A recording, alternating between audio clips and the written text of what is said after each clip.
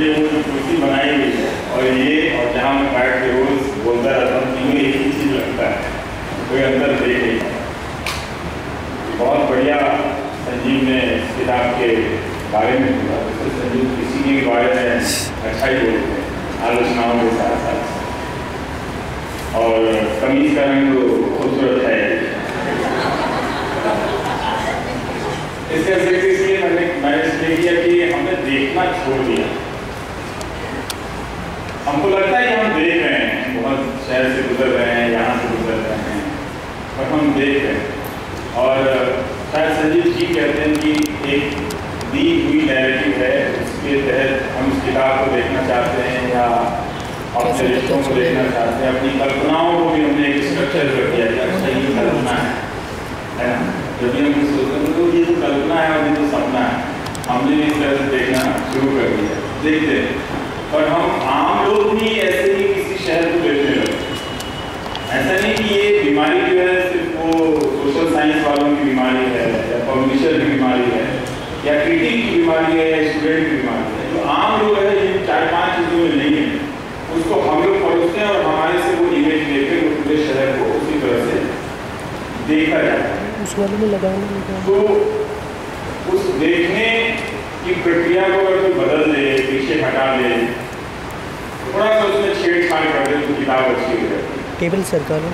इसीलिए मुझे जब बस तक कोई किताब नहीं पढ़ी, 70-75 पेज पढ़ी, काफ़ी वक्त लेता हूँ और इस किताब को भी वैसे ही है जैसे टाइम लाइन करने वाला हूँ, तो जल्दी पढ़ लो इस किताब को। लेकिन फिर भी एक वैसा उस संकट से मैं नहीं गुजरा कि मैं इसको क्या कहूँ, क्योंकि मैं हमेशा कविता को कहानी की तरफ पढ़ता हूँ और कहानी को कविता की तरफ पढ़ता हूँ। इन लोगों की बातें सुन कर मैं ठीक करता हूँ। मैंने शुरू से ही ऐसा ही किया। कहानी बहुत जल्दी कभी कोई पढ़ गया और कविता पढ़ने में लगा हुआ मुझे उसको अपनी तरह से इमेजिन करना। बहुत अच्छी चीज़ें जिसके तहत मैंने सोचा कि मैं क्या करूँगा आज का, प्रदर्शन मेरी जिंदगी का हिस्सा है। बीच वाले में 2 ऊपर वाले तो पढ़ते वक्त जो मैं महसूस कर रहा था उसी के हिसाब से, ये बोली जाने वाली या लिखी जाने वाली समीक्षा नहीं है, लेकिन फिर भी है। एक शहर, एक मोहल्ले, एक छत के नीचे एक ही हवा में साथ साथ सांस लेते, एक ही समय में खुश और उदास होते लम्हों को गुजारने पर भी लोग एक दूसरे से किस कदर अनजान हो जाते हैं, एक दूसरे के कितने अजनबी, सोचो तो ताज्जुब होता है। लेकिन इसके बावजूद कई बार साथ गुजारा समय 2 अलग-अलग शख्सियतों को करीब ले आता है, पर कोई कब तक बॉक्स बना रहेगा ये जानना मुमकिन नहीं। ठीक उसी तरह जैसे रात वाले सईद जी में कभी दिन के उजाले में दौड़ते भागते सईद जी नजर नहीं आते। ठीक उसी तरह जैसे हम राजीव चौक से निकलकर इंडिया गेट की तरफ जाती हुई दिल्ली नजर नहीं आती है, ठीक उसी तरह जब हम करावल नगर और कोनिका सिटी से गुजरते हुए जब जाते हैं तो हमें वो शहर नजर नहीं आता, वो जिंदगी नजर नहीं आती है। हमने एक बंटवारा कर रखा है और वो अजीब सा बंटवारा है, जो मार्जिन है उसको मेन स्ट्रीम करते हैं, जो मेन स्ट्रीम है वो मार्जिन करते हैं। तो खैर यहाँ तो नहीं बदल जाएगा 3 से 5 के बीच में, लेकिन ये एक परिचय है जो काफ़ी चीज़ कह देती है कि अगर वो बिना किसी संस्कार का कोई लिखे तो कितना अच्छा लिखता चलता जाता है कि कोई अतीत नहीं है, कोई वर्तमान नहीं है। अब पूरी कहानी को पढ़िए, अगर आप पुरानी दिल्ली का इसका लोकेशन मान लें कि इसमें कोई भी बात, तो एक प्रसंग आता है वो चुन्नी का, जिसमें वो औरतें ताने देती हैं कि आप तुर्कमान गेट के शाह आलम मुन्नन मियाँ की बेगम है कि कोई देख गया कि आपकी चुन्नी की सिलवटें अच्छी नहीं। पूरी तरह से वो शहर का वो हिस्सा अपने इतिहास बोध से मुक्त है। जब भी हम पुरानी दिल्ली को देखते थे एक पास्ट की कंटिन्यूटी, उसकी निरंतरता के रूप में देखते हैं, लेकिन ये लोग जो इसके पात्र हैं, जो लेखिका हैं, वो अच्छा है कि ना तो वो हिंदी डिपार्टमेंट में गए और ना वो हिस्ट्री डिपार्टमेंट में, और मीडिया में आती तो कहती कि हसीना खाला कुछ और नहीं, वो तो ट्विटर है। तो बच गए। तो जो बच जाता है वही कहीं ना कहीं थोड़ा थोड़ा जो जहाँ जितना बचा है उतना ही वो रखता है, और आप हम सब तो जानते ही। मुझे लगा कि हसीना खाला जो है वो स्वेटर के ऊन की तरह खुलती जाती है। जहाँ जहाँ से गुजरती हैं धागा और खुलता है और उन वापस स्वेटर बनने से पहले के गोले में बदलने लगता है। और इस बात को आप महसूस करेंगे जब आप कहानी के आखिरी हिस्से में पढ़ेंगे तो रात को किसी को देखती है और लिहाज में जाकर रजाई में जाकर वो खूब खिलखिलाकर हंसने लगते हैं। वो हसीना खाला जो ट्विटर बन के सबका वोट लिए चल रही है, सबके वोट से गुजर रही है। एक और बहुत सारी चीज़ें हैं कि वो अक्सर अपने घर को साफ करते हुए मिलती है। कभी किसी के आंगन में सफाई का फ्रेम उसके पाँव के नीचे आ जाता है तो कभी वो स्टूल पर बैलेंस करने की कोशिश करती है। और कभी जब वो साफ कर रही होती है तो कोई किसी के उसके घर में आ जाता है, प्रसाद लेकर आ जाता है या कोई रिश्तों की बात करने में आ जाता है। बहुत अच्छी लाइन है कि हसीना खाला की कोई जमी हुई पहचान नहीं। उनके इस लचीले बदलते रूप की अनेकों परेशानियां हैं जिसकी हर परत समय के साथ साथ खुलती है। कहते हैं कि इंसान के बहुत मुखौटे होते हैं, लेकिन ये मुखौटे नहीं जीने के अंदाज हैं जो हर महफिल अपने मुताबिक सभी को अपने अंदर शामिल होने से पहले बख्शती है। अब इस लाइन को आजकल कोई नेता पढ़ ले तो उसको अलग तरीके से जस्टिफाई करेगा, लेकिन उस पूरे सेटअप को देखिए तो वहाँ किसी तरह की जिंदगी ही है। हमने उन रिश्तों को, हमारे आपस के कई बार रिश्ते जो है वो ऐसे ही हैं, लेकिन हम सब खांचे सांचे में देखने की कोशिश करते हैं तो हमें लगता है कि एक यहाँ पर जो जिक्र है कि इसमें क्या प्याजी रंग का लहंगा, मैंने रंग का इसलिए हमने रंगों को भी कुछ खास तरह की कैटेगरी में बांटा है। ये कह रहे हैं प्याजी रंग का लहंगा है, झाड़ू के ऊपर मोजा है, खान पान से लड़की, वोल्टास का फ्रिज है, ट्रे है, पेस्ट्री, मिक्सचर, बिस्कुट, मिठाई, अलग अलग रंग के पर्स है, महरून चेरी ब्राउन पर्स जमा करने का शौक था हसीना को। कुछ जगहों पर उर्दू भी है, 2 जगहों पर जितना मैंने पढ़ा उर्दू भी नजर आई मुझे, जिसे कोई लिख गया है मगर कोई पढ़ने वाला नहीं।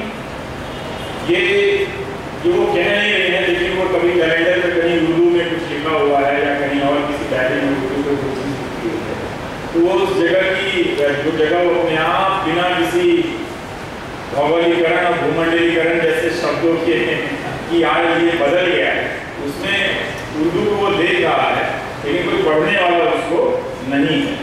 और उर्दू भी इस पूरे सेटअप में एक सामान की तरह है जो झाड़ सफाई के बीच में निकल आती है, जैसे बेडशीट है, जानमाज है या शहनीर का अबरा है। तो हम इन सब हकीकतों से इससे पता चलता है कि सारे शब्द हमारे मेन स्ट्रीम के डिस्कोर्स में, साहित्य लेखन में, सोशल साइंस में या मीडिया की राइटिंग में कितने गायब कर दिए गए हैं। इनसे जो एक शब्द है अबरा क्या है वो पूरा उसमें डिस्क्रिप्शन है, लिहाज के ऊपर का भी एक कवर होता है जो शादी के वक्त दी जाती है। तो रस्मों रिवाज वो सारी चीज़ें बदले तो छूट गई। पूरी कहानी जो है वो मुलाकात में बन रही है।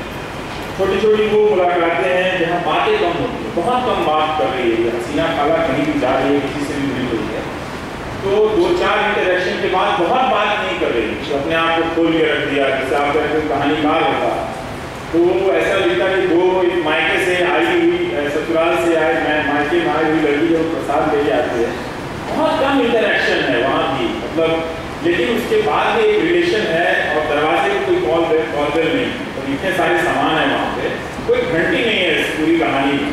तो ये पुरानी दिल्ली या दिल्ली, कोई भी ऐसी दिल्ली जो हमारे आस पास है, पता चलता है कि हमने अपने घरों को कितना बेघर बना लिया है। जो अपार्टमेंट वाले घर बिना टाइम लिए हुए, बिना पूर्व सूचना के तो आप आ ही नहीं सकते, तो वो सुनिश्चित कर रही है।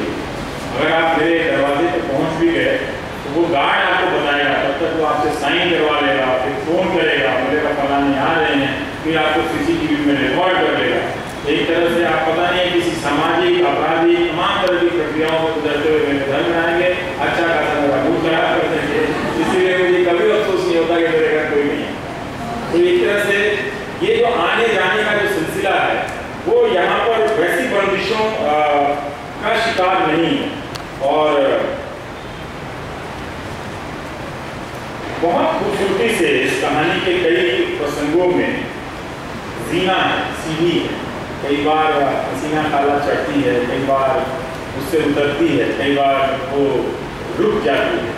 ये सारे जिससे हमारे मकान, जिससे हमारे मोहल्ले बनते हैं, और उन सब अब तो जीना तो हमारी ज़िंदगी में तो है नहीं, वो लिफ्ट है और जीने का एक ही इस्तेमाल है कि आग लगेगा ऊपर से भागना। तो सबको बताया जाता है कि वो भागने की सीढ़ी है, चढ़ने उतरने या किसी उलझन में फंसने की वो सीढ़ी नहीं है, वो कोई रास्ता नहीं।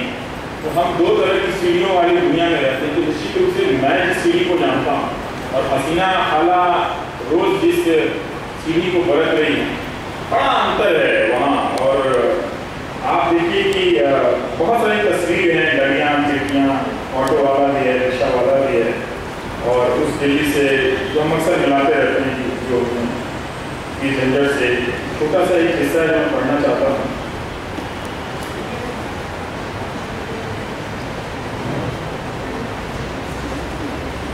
इस जगह के घटने, बढ़ने, बदलने, बिगड़ने की परछाई उनकी आंखों में जैसे अब भी ताज़ा है, और उसी दम से शायद वो ये बोल पाती हैं कि जगह दबते दबते इतनी दब गई है कि अगर कोई मर जाए तो उसका जनाजा निकलना भी मुश्किल होगा।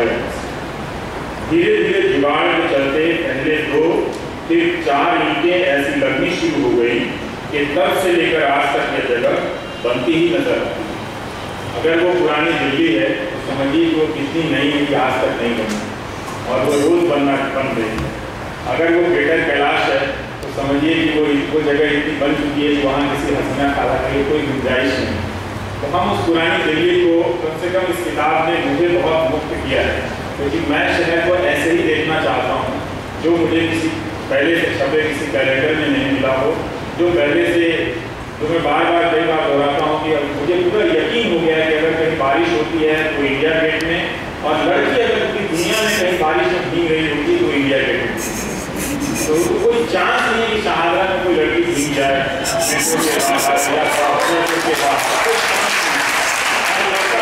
खाते ही जाए इंडिया की तस्वीर देखे, वो तो भीगेगा ही नहीं। और दिल्ली यूनिवर्सिटी में भी यही हो गया कि वो मार्केटिंग करने के लिए वो एक कंस्ट्रक्शन हम दे रहे हैं लोगों को। साइंस ऑफ इंडिया में सारे सिर्फ लड़कियां पढ़ रही हैं। ये एक अच्छा समय है कि जहाँ लड़कों को लग रहा है कि वो मार्जिनलाइज हो रहा है, बड़ा अच्छा समय है। ये बड़ा अच्छा समय है, हम कम से कम अपने स्पेस के लिए ऐसा जो हमने बड़े कब्जा करके रखा हुआ उसको कैसे रिटेन कर सकते हैं। लेकिन ये स्ट्रक्चर हमको दे दिया जाए, हम इस शहर को ऐसे ही देखेंगे। यही लैंडमार्क है, टेढ़ा सा कुतुब मीनार, उसके पीछे निकलती एक बस, ठीक है, उसके ऊपर से इंडिया नहीं है। पर ये बहुत अच्छी किताब है और आप इसको पढ़िए जरूर। हम लोग यहाँ पे काफ़ी कुछ बोल रहे हैं इसको। मैंने भी काफ़ी सोचा कि इस नौकरी में इतना पढ़ के क्या करेंगे। सही में पत्रकारिता में ज़्यादा पढ़िएगा तो आप वो हेल्पलेस का फोटो देखते हैं जो किया है एटलस एक्टिव में जो रहता है, तो मैं सोचता हूँ आप एटलस ना बोलता हूँ, उसको भले ही शरीर मजबूत है, बड़ा गर्दन टेढ़ी है, तो पढ़ना लिखना थोड़ा कम किया। लेकिन इस किताब को पढ़ के सच में मुझे बहुत मज़ा आया। ये किताब कहती है कि मुझे पढ़ो मत, मेरे साथ साथ देखो, अपने आप को भी देखो और शहर को भी देखो। तो बात रही साहित्य की और प्रकाशन की, तो लोग दैनिक देख रहे हैं, लोग देखते रहते हैं। Thank you.